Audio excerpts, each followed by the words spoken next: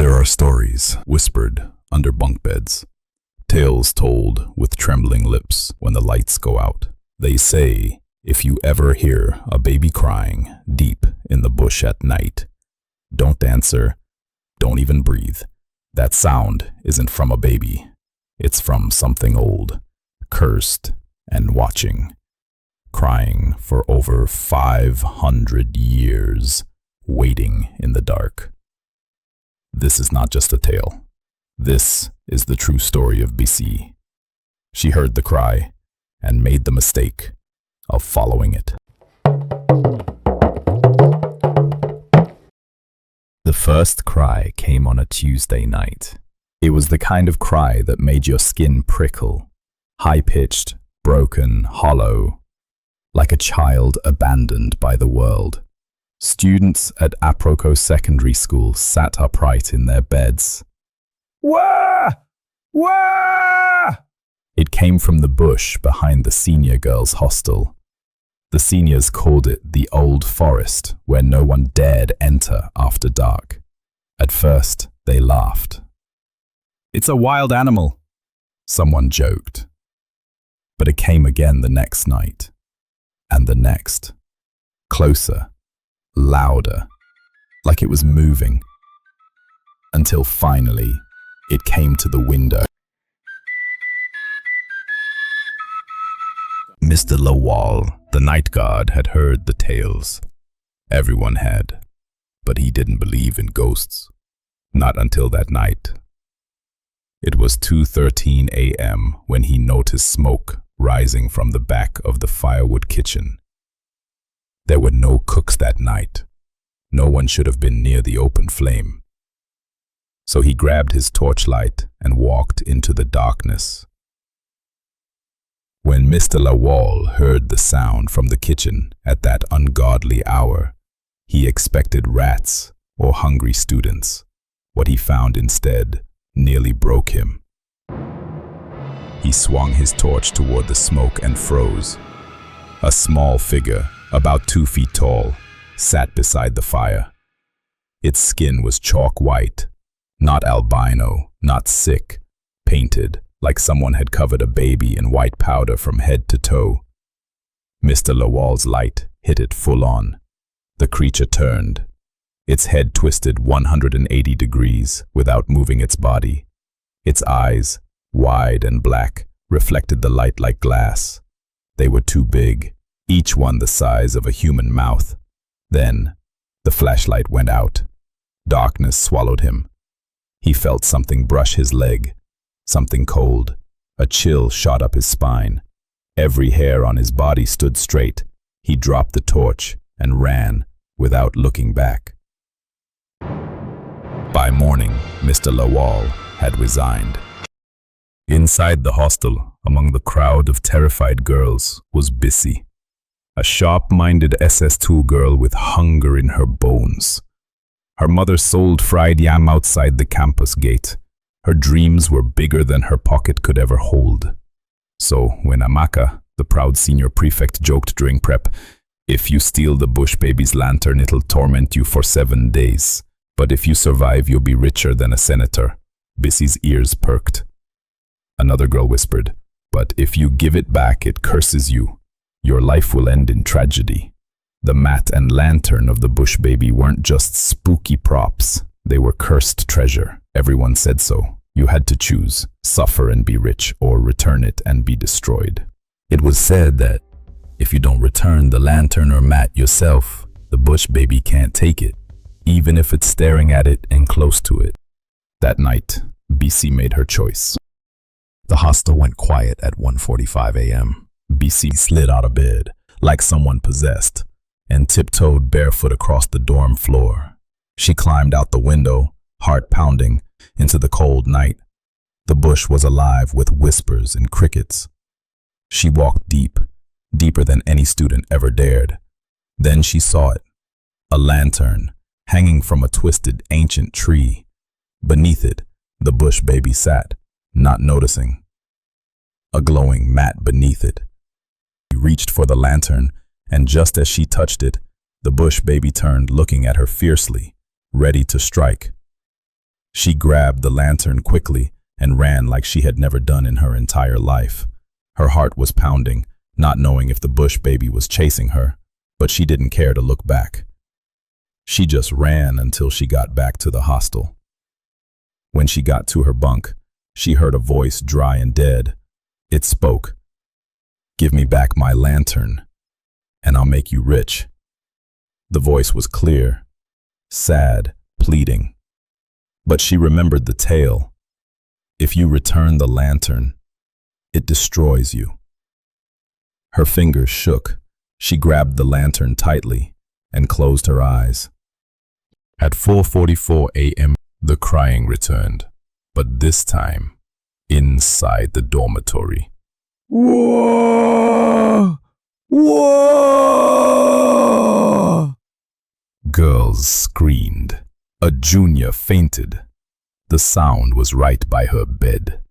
Bisi buried her face in her wrapper. That morning, she found ashes in her shoes. That night, Bisi couldn't sleep. Her bed was soft, but something felt strange. Then she heard it, a voice, soft, right next to her ear. "Give it back." Bisi sat up quickly. No one was there. All the other girls were asleep. She looked at her mosquito net. It was moving, but the windows were closed. She got up and ran to the bathroom. She splashed cold water on her face. But when she looked into the mirror, she saw something behind her. It was short, white, and not blinking. She screamed, but when the matron came, there was nothing there. The next night, Bisi heard something again. A baby crying, but not from far away. It was coming from the tree outside her window. She looked out slowly, full of fear and her body trembling, and there it was, a small white creature sitting on a mat. Its eyes were glowing like fireflies. It wasn't moving, just staring deep into her soul. Her window began to bang hard by itself, but no one in her room woke up.